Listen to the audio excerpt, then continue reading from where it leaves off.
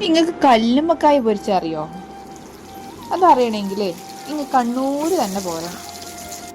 കണ്ണൂരുകാർക്ക് കല്ലുമ്മക്കായോട് എന്തെന്നില്ലാത്തൊരു മുഹബത്താണ്. ഇതിപ്പോൾ ഇങ്ങനെ പറഞ്ഞിട്ട് എന്താ അല്ലേ കാര്യം?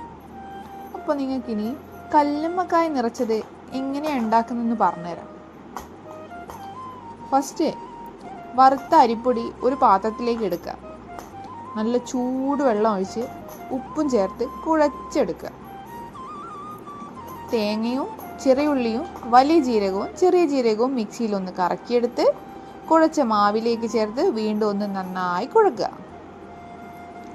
കഴുകി വൃത്തിയാക്കി തുറന്നു വെച്ച കല്ലുമ്മക്കായിലേക്ക് ഈ മാവ് നിറച്ച് ആവിയിലൊന്ന് വേവിച്ചെടുക്കുക. അപ്പം തന്നെ എൻ്റെ സാറേ ചുറ്റും വല്ലാത്തൊരു മണങ്ങ് പരക്കും. ശേഷമുണ്ടല്ലോ ഈ ആവിയിൽ വെന്ത മാവിൽ നിന്ന് ആ കല്ലുമ്മക്കായുടെ പുറന്തോട് പൊളിച്ചെടുക്കുക. മഞ്ഞൾ, മുളക് പൊടി, ഉപ്പ്, വെള്ളം ഇവ ചേർത്തൊന്ന് ചാലിച്ചെടുക്കുക. ആ വെന്ത കല്ലുമ്മക്കായ